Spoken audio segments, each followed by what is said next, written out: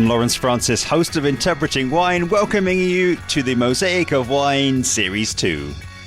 Giving you, my audience of wine lovers, students and professionals from around the world, access to some of the most interesting, successful and influential people working in and around wine.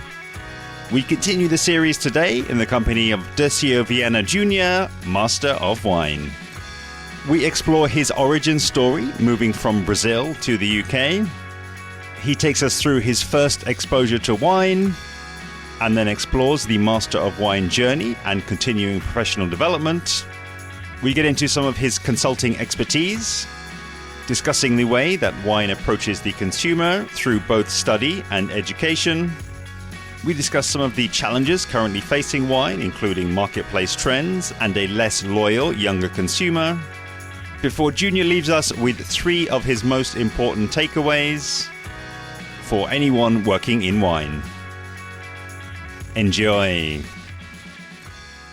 Lawrence, first of all, thank you for having me. It's a pleasure to be talking to you and sharing knowledge. Yes, as you mentioned, I was born in Brazil, and I came to the UK late 80s, beginning of the 90s, and that was to give myself a gap year. We don't usually have the sort of a gap year in Brazil, and for some reason I felt it was the right thing to do. I came here, and I haven't looked back, so to speak. But when I did come here in '89, before that I finished my high school in USA in the state of Ohio. So when I came, I already spoke a little bit of English, which helped me a little bit. Yeah. It sounds a little bit different, I guess, in Ohio than in London, but it's a good start. First of all, there's not much happening there. It's extremely cold. You have to imagine that when I left Brazil, it was summer of January, so hot summer, and I left from the airport in Rio, and it was 40 degrees, and it was unbearably hot. And when I got to where I was staying in Ohio the next day, it was minus 25. So you can imagine the shock that one has. Yeah, no, I'm sure. And so as I understand it, at this time, you're here, you're over in the UK, but still wine is not a big part of your life, right? Absolutely not. No, I came here, as I said, just a gap year with a friend, just to see Europe. So I went to Madrid, came to London, and liking London. It was wonderful. It was a summer, and we would just go to the parks and go to the pub and play football. It was amazing. Mm-hmm. And it came a time and said, "Wow, money is running out. So either we have to go back to Brazil, or we stay here or look for a job." And we decided to stay and look for a job, and that was the beginning. And that was my first sort of contact with wine, as we know.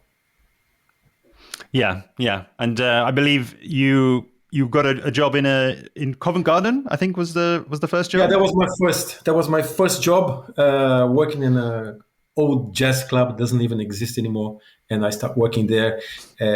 Very quickly, I became the assistant manager, and soon after that, the manager of this jazz club left and open his own restaurant. And he said, "Why don't you come with me and be my manager?" So I said, "Great." So I was like having in a very brief space of time, having 2 promotions, which was great. But the downside of it, the guy said, "Great, here you are, you're the manager now. You got to do the wine list." And honestly, I had no idea of how to start the wine list. Yeah, and it's going back a long time now, I guess. But did you and had you been able to kind of develop a love for wine either in Brazil or in your time in the States, or was it like a completely new beverage to you whatsoever? Absolutely. I mean, I had some contacts with wine in Brazil, south of Brazil, where I came from, but no, not as we know. So I was not a wine drinker. A little bit of beer at the time, and I think that's about it. So everything started from there. So the responsibility of having to do a wine list, so how am I going to do this? So, and there was no computer, no Googling at the time. So it's just doing some really hard research, and realized that the place to go and study was the WSET, and that's why I started my journey.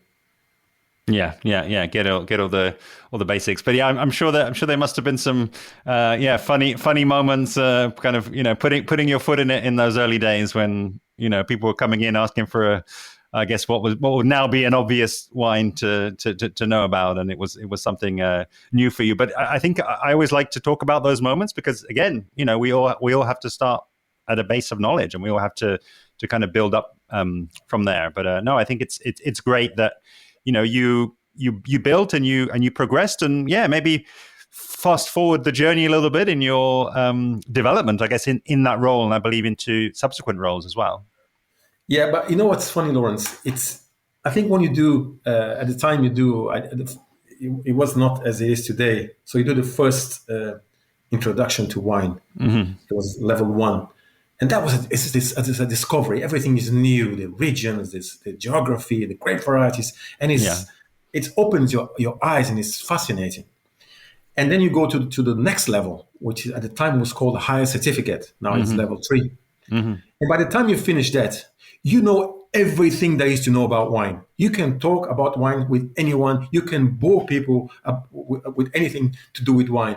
And as you study and the more knowledge you get, then you realize, really, I don't know very much at all. And that's how I feel today. You have to keep studying. But it's funny when I remember looking back when I was at that level, I said, wow, I used to think I knew everything. Yeah. Exactly. But I think I mentioned this to you before. It sounds like a really great environment to be in, because I think a lot of people, they look at something like a WSET, it's kind of just book knowledge. But you had the opportunity to talk to customers, to do the buying. You were immersed in it, I guess, day and night, really. Yeah, at that time, yes, you have your clients, you have the people, you have the salespeople that come to speak to you. You have an opportunity here or there to go to tastings, and you build a group of people around you, and that's what enhances your knowledge. That's what people should do. Yeah. Okay. And maybe zoom up, in the drone. Give us, I guess, a sense of where your career, then moved to, because I believe that you held management positions in hospitality, but then there came a point when you were, again, I guess, kind of headhunted to come out of hospitality. Yeah, I think that's a nice thing to think about, actually, because I learned a lesson with my father. My father was a broadcaster, and he was famous in his town, so to speak. And walking with my father in the street, it was you and I could walk in within 5 minutes to point A to point B. If you were with my father, it would take him 25, 30, an hour. He would stop to speak. People would stop him to speak, and he would treat every single person the same. If the guy was the mayor of the town or somebody was sweeping the street, it didn't matter to him. He just treats people really well. And I think I've learned something from that. And I have always tried my best to treat people really well. And I think for these reasons, once I came to the UK and I went for a job interview and I got that job in the jazz club I just told you. Since that time, I have never looked for a job, ever. So it was always someone suggesting or recommending or opening a door for me. So this is maybe is a good lesson that I learned from my father, and I think people should think about it as well. Just treat people well, especially in our industry, because one day you are selling wine to somebody, next day you are changing jobs, you are buying wine. So the tables can turn around very quickly, and I've seen it with my own eyes. So how it developed, like after the jazz club, as I said, the manager asked me to join him, and from then one day I was working in this place somewhere near West Hampstead, and another person came in for a drink, and I treated the person really well. I don't know who he was, and at the end they said, "Listen, I own a wine bar, and I really like the way you work. I've been watching you. If you're ever looking for a job, come and see me." So I was not really looking for a job, so I just kept the contact, and that's it. And maybe 6 months later, I said, "No, I'm going to go in and have a look at this place and talk to that guy." And that place was called the Arches Wine Bar, and the name of the person was Harry Gill. I went to work for him, and he was an amazing guy. He was Greek origin. He was an avid wine collector, avid wine lover, a great taster, and very generous. And from there, I went to manage his wine bar. And I think most of the greatest wines in the world, all the wines that most people would dream of, Petrus, Lepin, Romanée Conti, and all that, I tasted all those wines there. So that was a great opportunity for me. And at that time, I finished my diploma. And after a few months, one of the salesperson who I worked with, he used to come sell wines to me. He said, "Listen, I think you have a diploma. You treat people really well. Why don't you come and have a look at the company? Maybe you should be working in selling wines to restaurants. I think you do well on that." And that's how it is. And then I started selling wines, and I loved that job, which was fascinating. And you meet so many great people. You get to walk to the best restaurants in London and make friends. And that's where it was. So that was not a part of my journey. Yeah, it's again, alive. We kind of had a pre call to kind of discuss this, and I think it's just a really I think potentially inspiring story, because again, it doesn't matter where you start. You can be here on a gap year. You can be sort of just passing through, and you kind of never know when and where life will sort of take you. And I think having that attitude, I think that people notice. And like you just said there, that's such an interesting comment that was made to you. It's like, I've been coming in here and I've been watching you, and it just people notice when you care. I think when you give a damn, it shines through. That's Lawrence. This is one of the best compliments I've had in which I had as a professional.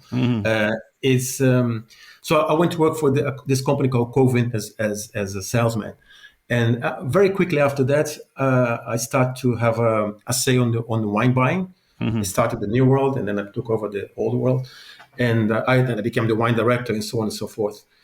And I treat that job like I think that's another thing. People should think I'm not working for company A, company B. You just work for yourself and you do the best you can. So I treated that company as it was mine. And some people who didn't know me and come to sell wine to me once, twice, three times, and the guy come around to me and said, "Oh," even after seeing how I work, he said, "Oh, I thought this was when they discovered now it's not my company. I'm the wine director, and the boss, the owner is John Coe." Who was not by any means an academic, but he was an absolutely excellent businessman. Amazing. I learned a lot from him in terms of honesty and how to do business. And people said to me, "Wow, I thought it was your family. This is your family." Yeah. No, this is not mine. This is I work for Covent, as in the boss, the owner is John Coe. But somebody to think that was you care so much, they're thinking you are working for your own family. That's a great compliment. Yeah. And I think that's a secret for you to have a longevity in your job, in your career. Just treat people's business like it's your own. Yeah, I'll be honest, that is potentially a half-hour segue. All I'll say is that it absolutely, I couldn't agree with you more, actually, Junior. I think, and it's really interesting timing, because I've been looking at that myself, and I think it's absolutely it's kind of almost like an unlock. It's like a mental unlock, which I'm glad that you've brought up. I'm also glad, again, as chance would have it, that it's Friday the 21st of Feb, and we've just had today announced 4 new Masters of Wine. So it almost feels a little bit like Christmas Day for the Institute of Masters of Wine when the new announcements are made. And I know that you are still the only South American male to achieve the Master of Wine. So it would be, I think, all these things are leading me towards, asking you to reflect on your journey, really, and taking us a little bit inside, your approach to that, and I guess how that fitted in with your role at Co-Vintners that you've just introduced us to. Yeah, I think becoming a Master of Wine is a title. Okay, just there's not that's what it is. But I think you have to be a Master of Wine, and for that, you have to have almost like incredible unquenchable thirst for knowledge. Every single day you're looking for something new, and I think that's the whole thing in terms of becoming a master of wine, because it's there's so much information out there. Then no one, I don't think people say, I am a master of wine, I know everything, because you don't. But what we do is we, as good professionals, we just keep studying. I mean, this morning I was reading articles about something interesting, about some of the regions, some of the classic regions, in the Rhone Valley, in Bordeaux, in Piemonte, actually switching slightly or paying more attention to white wines. So, okay, that's my lesson for today. What they are planting in Piemonte, a great variety called Timorasso. I don't know if you ever heard of it, but Gaia is planting, the Riveto is planted, Pio Cesare is planting. So, anyway, this is knowledge that I had this morning. Yeah. And that's the whole thing. But the journey itself is very, very long. Depends how you see it. And my specifically was quite long, because I started in 2001 and finished in 2008.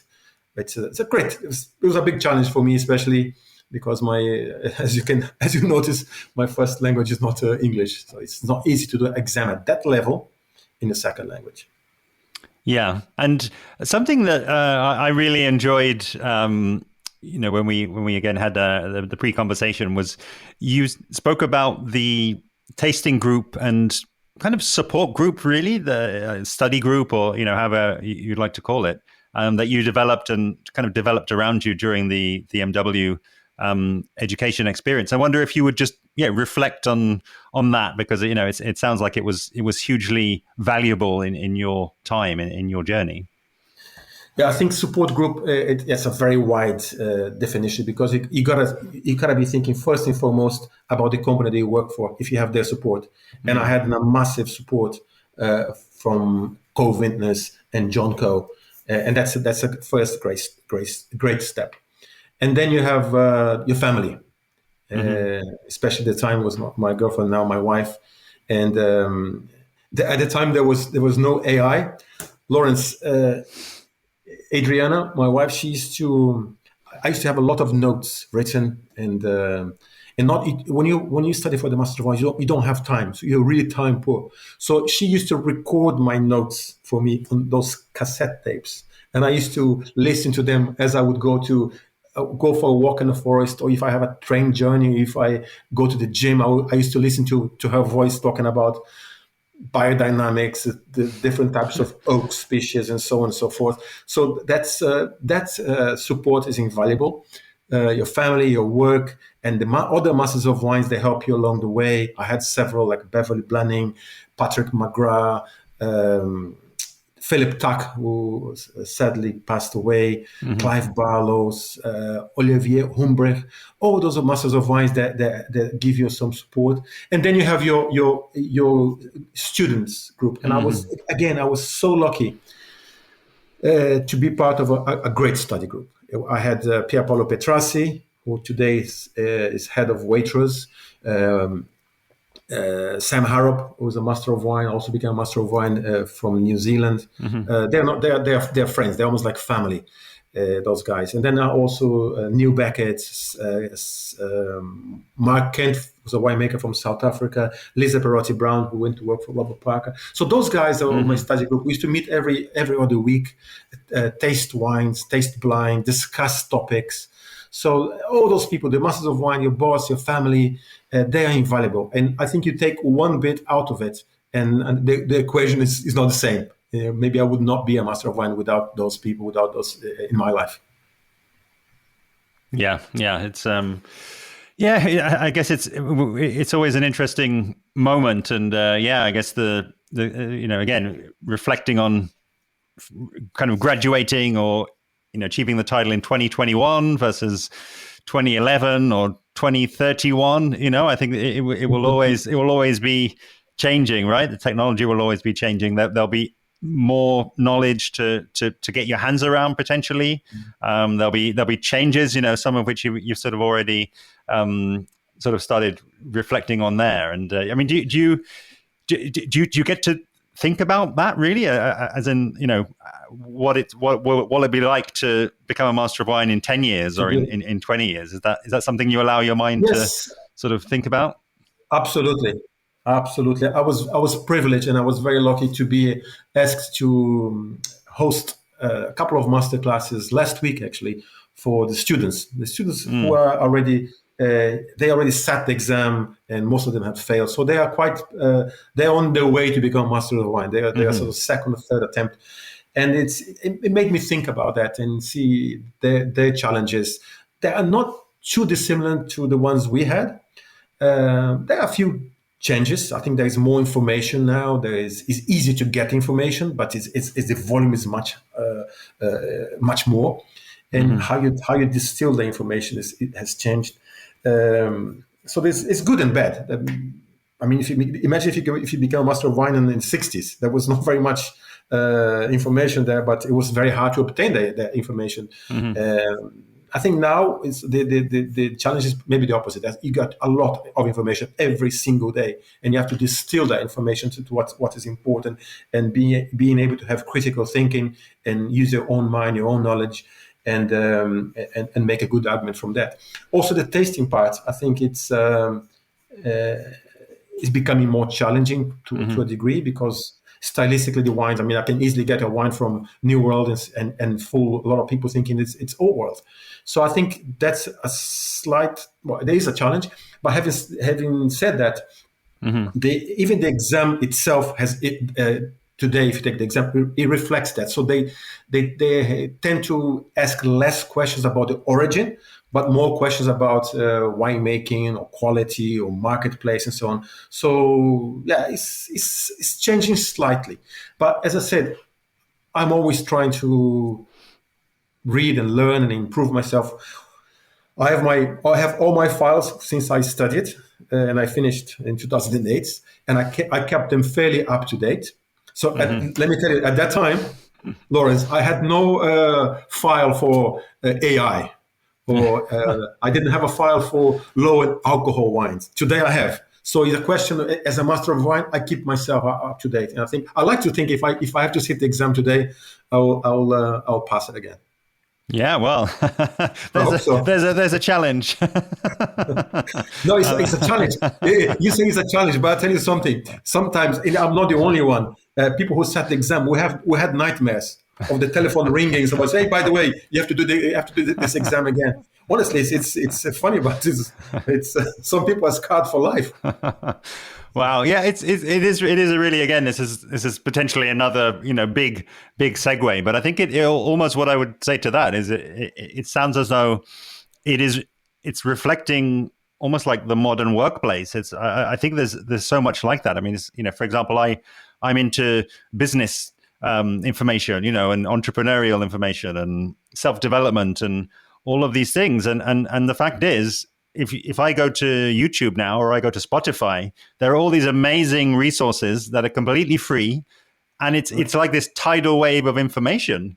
And actually, for me, I have to have a really hard filter on which ones I follow and which ones I listen to, and I have to say, okay, I like you, and I like you, and I have to basically choose 3 people and say, look, okay, I can't even keep up with all of what they're putting out. But 20 years ago, 30 years ago, the same information, you had to pay. You had to buy cassettes and CDs, and it was, thousands of dollars sometimes for this information. Yes. And it just, again, I think it's just, an institution like the Institute. I think they have to adapt, right? They have to keep up with changes of technology and trends in the way people are learning and the way that people are accessing information. And I think your point there around the shift of questioning style, I think that, not kind of trying to hone in on, can you get where this wine is coming from, versus, okay, let's demonstrate something that's actually maybe deeper and, more useful, which is that analysis and showing that analytical prowess, really. It's a question of being analytical and saying, are you a good wine taster or not? So what is in the glass? What's in front of you? And tasting the wine, does it reflect a sense of place? How is this wine made? And what sort of quality level it is in your glass? And more importantly, and more relevant to today, where is the market? I see those questions more and more. And that's, to be a professional, those are crucial questions. Yeah, and again, this is my own filter, just kind of coming from those conversations, and a little bit actually. I have done several podcasts now with Anne McHale, who is an MW, and her main focus is actually on working with diploma level students, and it's a recurring theme really whenever we do podcasts together is that deeper analysis and almost to really get those peak scores, if you like, those distinctions. Hmm. Now, what people are asking for, it seems to be in the examiner's report, is actually something unique and a distinct, having an opinion, having a frame of mind, which I guess Yeah, is really developed when you get to the MW level. yeah, yeah. I've seen on the as I said last week when I was working with students is Mm-hmm. exactly like questions like that. You put two wines, which one is better? Mm. And it's clear that one is clearly better than the other, and it's incredible. Then you really understand to be an examiner is not so easy. Mm-hmm. But to have those questions, but it's the answer really once you taste the wines. If you're not tasting them blind, if you are tasting them blind, you should be able to tell that. Otherwise, you should not be a master of wine. But if you fail the questions, and many people do, once they realize what it is, they say, yeah, it's actually I missed that. And yeah, I need to learn that aspect of aging and sur latte or sur lit or whatever. Mm-hmm. So it's interesting. It's really interesting. And kind of final direct question, really, on the Master of Wine. I just wonder, again, it being so fresh in your mind, going and lecturing and I guess getting lots of questions from people who are keen to get as much knowledge out of you as possible. Were there, if you kind of really step back from that, would you say there may be one or two things that you would sort of distill potentially those questions, but those answers down into a couple of themes that you think, okay, these were the really recurring, really important themes that you really wanted people to kind of take away from that experience? Yeah, I did. I mean, specifically speaking about my master, I did one in wines of Portugal, which I self-confessed lover of wines of Portugal. I think the diversity, the quality, the value for money, the Mm, consistency, mm, it's all there. And if you go mhm. to my kitchen today, I think there's 20 bottles of wine. So I think 19 are from Portugal. So yeah, I drink wines from Italy. I drink wines from Yeah. everywhere. But Portugal, for me, it's incredible. And I want to share the diversity of the wines of Portugal. And also specifically what I did was talking about trends, global trends, and Mm, how, and I use wines from Portugal to illustrate what is happening in Portugal. So basically my take home, what I wanted from them is, first of all, to have fun, enjoy the wines, have open their eyes for the quality of the wines of Portugal, and to show them a little bit what was happening in terms of trends. And the second conversation was about microbiology, and people have a lot mm, of wrong assumptions. There's a lot of myths about microbiology, especially yeast, and what people think they do it, and so on. Spontaneous fermentation versus use of cultured yeast, and it's not like that. It's microbiology is an incredible tool that it can be and should be used by winemakers to make good quality wine and to reveal a sense of place. So the take home is for open people's eyes, not to just regurgitate information they read from journalists, most of which don't have knowledge of microbiology. So just to have their own idea of microbiology and their own critical thinking. That was the message I wanted to put across to them. Again, super interesting, and there's a ton of questions, a ton of things that are kind of coming to mind Microbiology when is you talk about that. always microbiology is another 1 hour conversation. Yeah. It's Okay. really, really interesting and exciting. This is it, and I always say, my style of interviewing, I think it kind of, I like to make a parallel with winemaking. I don't like to over extract. I like to do a gentle Gentle, a gentle press. gentle. Yes, very good. And which I do want to leave some space to kind of bring us right up to date, because we've actually, in your journey, we've left you at co-vintners, and please pick up the story and I guess bring us right up to date. Yeah. So as I said, I was I sold wine. I think and I become a buyer, but I think to become a good buyer, you have to sell wine. So you have the idea of sitting in front of someone. So I was selling wine, buying wine, became a wine director, and I spent 20 years in the company, and it was great, absolutely fabulous time. I learned a lot there, had a lot of opportunities to meet people, meet friends, make travel. So everything was excellent. And John Coe decided to sell the company, and it was bought by Notria. I don't recall. I think it's 2013 or 14. Mm-hmm. And I went to work for Notria, and I spent almost 2 years there. And then I decided to do my own thing, to become a wine consultant, to work for myself, which was, I think, it was a really good step for myself professionally. So I have been enjoying being a consultant now for about almost, it's coming up to 8 to 10 years. Yeah, and again, it almost, the way you describe the journey, it almost does sound as though that was where the path was kind of naturally leading you. It was like you had so many experiences, including studying, but as you say, buying, selling, hospitality. It's like you understand and you have a closeness, which of course you need to keep building knowledge onto, but you've got the basics of understanding kind of the full cycle, right? Yeah, I think that's part of becoming a master of wine and being a good master of wine, because you can maybe pass an exam and have book knowledge. I didn't feel comfortable with that, so I knew where I was very good at, and I knew where I was not good at, and where I didn't have experience. For example, I never pruned a vine, so I went to work and do some pruning. I went to visit bottling lines. I went to work in a winery doing vintage in South Africa and in Bordeaux. So you have that 360 degrees vision of the business, and that helps me tremendously to do what I do as a consultant. So I work really hard, but I enjoy what I'm doing. I'm doing 10, 12 hours a day. But I think the secret is, first of all, be very honest with the client, and treat, as I said to you right at the beginning, when you're working for someone, I work with them now. I just treat it as my business. Yeah. It's and that's a great thing. So you have the advantage of having all the knowledge from the MW program, from everything else. You use your knowledge and honesty. And if you don't know something, that's another great thing of becoming a master of wine. If you don't know a specific topic, or if you need a contact, you have contacts all over the world. You can just, because I remember I was one of the people I was working with. I went there and I visited, and we're talking about planting a plot. Mm-hmm. I really want to plant Syrah in this.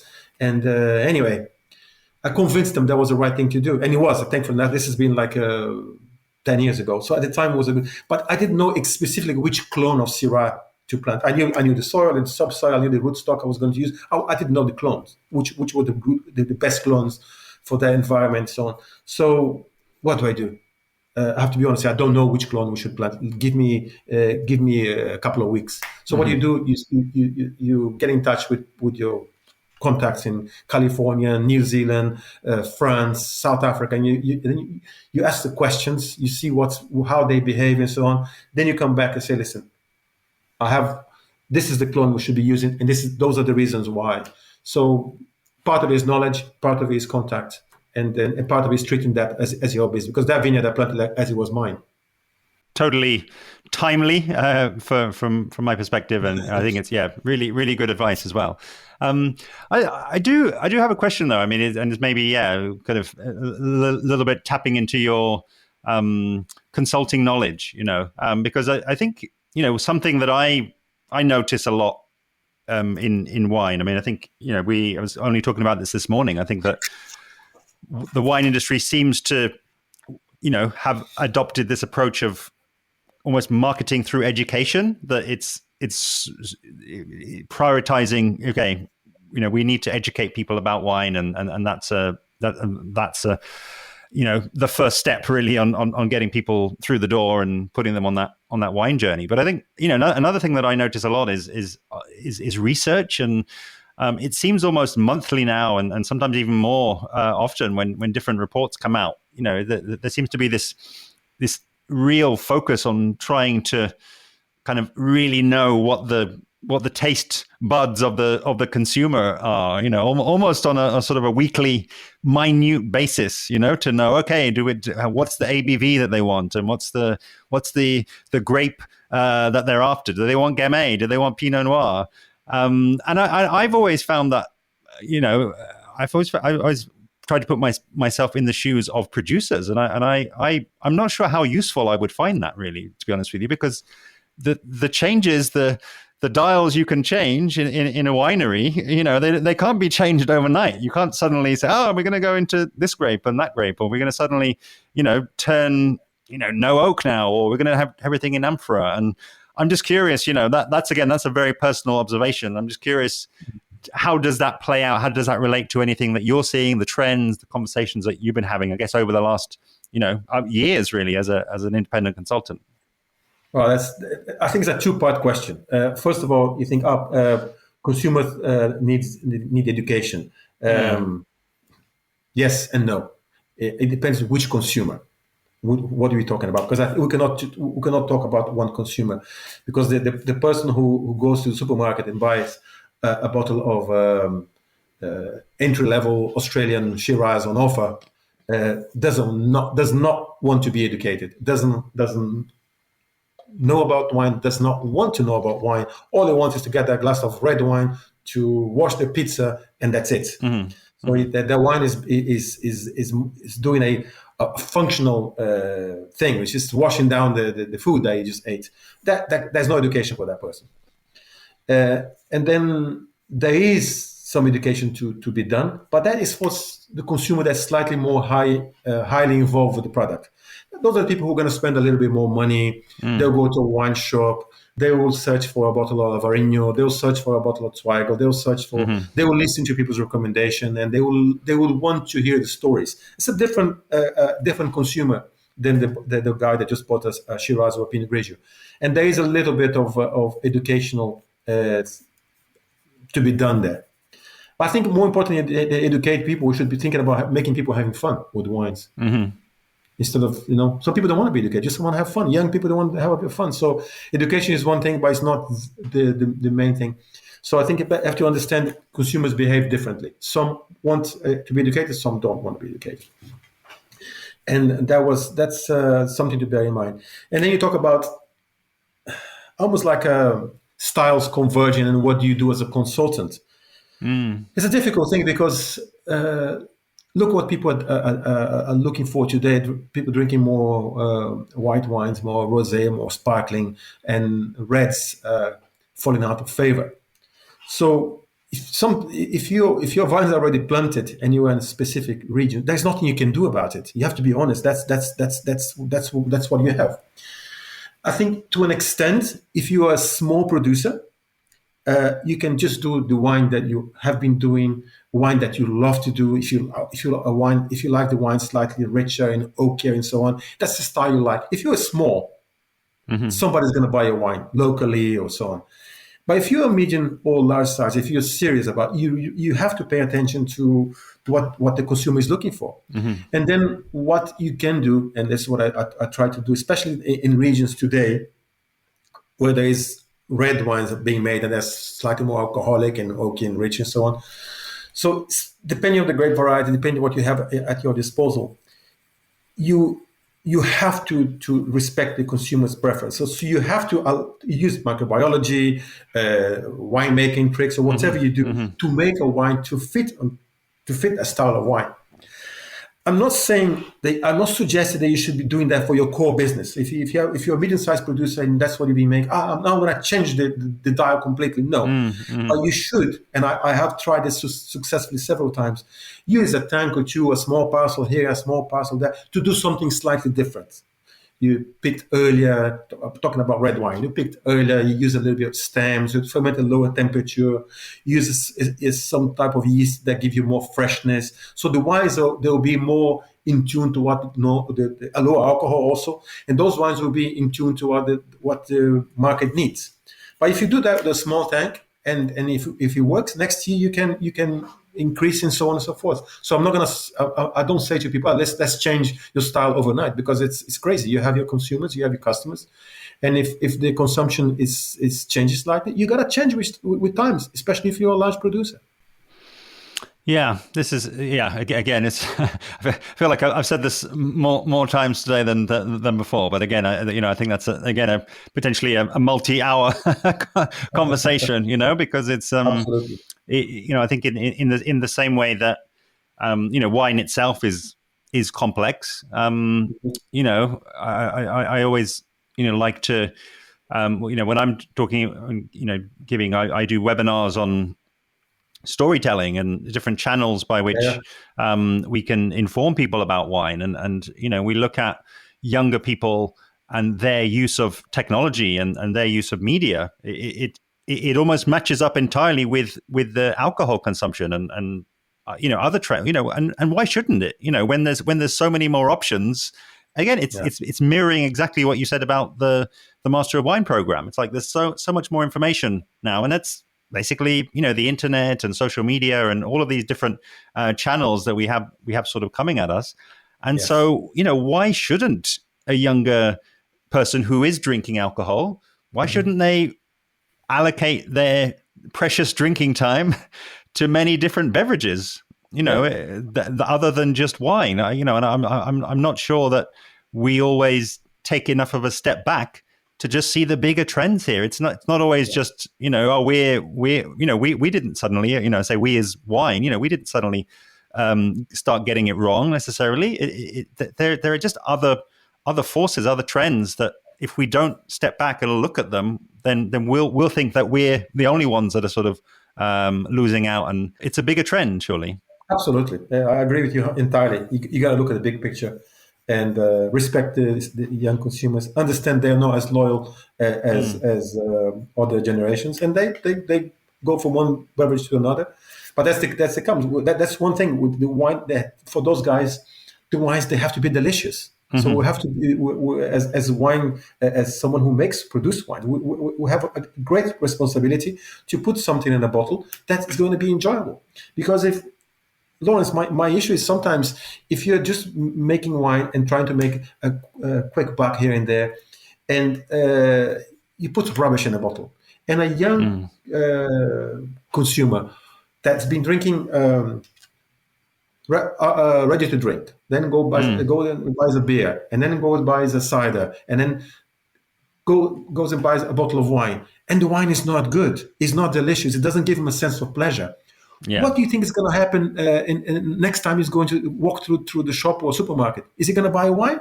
No, he won't. So I think we all have a responsibility to make the label attractive, to speak on their terminology, and to make delicious drinks. Yeah. I think again, I can agree there. I think maybe where I'd add on though, I think where I think still taking a step back can help is also just to learn from what other people are doing. Again, as you've just said there, RTD, ready to drink as an example. It's like, okay, if you've got a new brand that's come up and is disruptive. I mean, I'm going to choose an example that, probably you'll hate me for, but we look at something like Prime. Look at that as a drink. And I'm not saying, we're going to, as wine, we're going to start putting things in bright blue cans and all of this, but I think there's learnings to have here. You can have literally $1 billion of sales come from nowhere. Prime did not exist 5 years ago. What are the things that they did right that we can learn from? There's learnings there. Come on, surely there is. I agree with you entirely. I think that's. I'm not talking about. I'm not speaking as a master of wine. I'm speaking as a businessman, and we have to keep this aside, because we cannot be too. We don't need to be too purist about wine. I mean, look at some of the most successful brands in US. I think it's called Stella Rosa. It's 6.5% alcohol. It's a white wine based drink, but they add fruit flavors. Okay, it's not maybe it's not what a master of wine should be talking about. However, if the young people are going to drink that and go back and drink another bottle, and all of a sudden when they become 20, mid-20s, you know what? I start to enjoy this wine. I'm going to buy a bottle of wine to take it to a party. If that brings them into the industry, great. So we should not be too precious about that. And so I'm sure some people disagree with me, but I think as a business, in a business sense, if we're attracting them, I think it's a good point. It's a good thing. Yeah, and again, I know, you have your consultant, or you had your consultant hat on earlier when you were saying about, okay, let's try some different vinifications. But yeah, I think also, if it's something small, if it's something that people can test with, there are so many ways to test out ideas, and it's again, one of the people I follow, entrepreneur, a guy called Daniel Priestley. He's a big fan of testing out by putting up landing pages for items and products that don't even exist yet. And testing demand, running Facebook ads, and doing this type of micro experimentation. So I would say, even in that direction that you've spoken about there, in terms of, let's do a small batch of this or a small batch of that. We don't need to guess anymore. We can literally, and it might need a little bit of additional skills, or bringing somebody in if that's not something that the team want to do. But we can use digital as our friend. We can use Facebook ads as our friend and test out all of these ideas and just see if there's a market for that. Yeah, before we change anything. It's all out there. We have to think a little bit outside the box. And one of the things I did, don't ask me why, but one of the things I did well in my Master of Wine exam, it was a business paper. And I think one of the reasons for it, I think I got the top mark. One of the reasons for that is looking outside the industry. So when I was writing my answer, yes, I spoke about wine and so on, but I use examples of teas, coffee, cars, all sorts of fashion, all sorts of things. Because this is it is a wine business paper, but it's a business paper. So as you said, we do well to be looking elsewhere.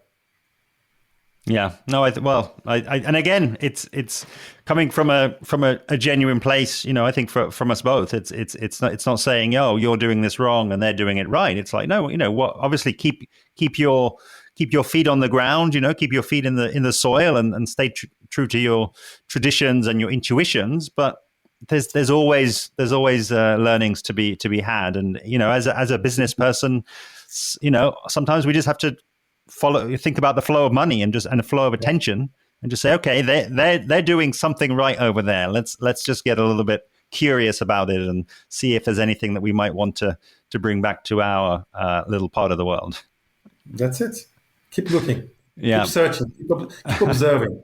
And one of the things I love when I travel, I'm lucky because I got to travel quite a lot. And one of the things I love to do is just to observe people's behavior especially in supermarkets. Go to Spain or Croatia or Brazil or Canada or US. Yeah. Just see first of all, see how they set up, and also then see how the customers behave. And it's fascinating. Absolutely love that. I'm really glad you brought up travel, because we look to start closing now. I'd love to know, actually, because just setting up this appointment was a bit challenging because you had so much travel, and I'm just curious, what is your next, let's say, month or two look like on the travel front? Oh, yes. I think January was a heavy month, because usually January you start quiet and you prepare, you think, you plan. I had 4 trips in January, so January was quite difficult. February less so, thankfully. So it gives me a time to prepare a lot of lectures that I have to do in the coming months, because next week I'm going to do a lecture I have one lecture in London. And then on the same day, I'm going to Zagreb. I have a lecture in Zagreb the following day. And then I have trips to Portugal and a trip to Spain. So it's challenging, especially around May, June. It's completely booked. And believe it or not, October is completely fully booked already. So it's looking like a busy 2025 for me. I love it. I love it. And then really, again, as I knew I would certainly, and I think you have as well. I really enjoyed the conversation today, and we've hinted so many times about multi-hour conversations. So I hope it's not the last time that I have you on here. Again, I always just love to leave you the last word, really. And I did ask you beforehand if there's a particular kind of call to action or a particular kind of invitation, really, that you'd like to throw open to the listeners, and you really took that, and you spoke about education, be that WSET or Master of Wine, and I just wonder if, in your own words, you'd expand on that thought, really. Well, I think maybe let's talk about three things. First thing is what I started. It served me really well in my life. So. If people just treat people well, because it's incredible that I still have jobs, work coming to me. The phone rings. Do you remember 10 years ago? And so just treat people well. It will serve you extremely well in your life. You never know, especially for me as a consultant, it's incredibly how things turn around and so quickly. So treat people well.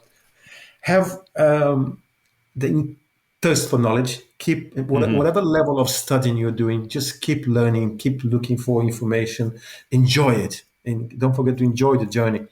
And one more specific point, if anyone who's listening, if you are thinking about your WSET, don't think, just go and do it, because it's something that you're going to have for life. Even if you work in industry or if you work in an office, it will serve you well. So go and start this journey on wine knowledge, and if you are thinking about doing the diploma, just go ahead and do it. If you're thinking of trying out for the Master of Wine, just go and do it. You're going to meet some of my best friends are Masters of Wine, so you're going to meet some amazing people. A lot of doors will open up to you for you. So just come. Don't think. Just jump in and I'm here to help if I can. A massive thanks to today's guest, Dirceu Vianna Junior, Master of Wine. Junior's contact details are viannawine.com and info@viannawine.com. The links are below. So why not reach out to him and let him know what you thought of the episode and ask any questions it might have raised. Next time on Interpreting Wine in the Mosaic of Wine Series 2, I'll be speaking with Justin Howard Snade, Master of Wine. Do subscribe to be alerted when that series episode goes live.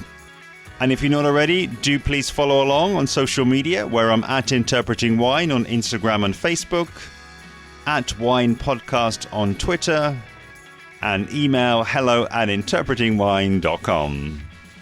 See you soon.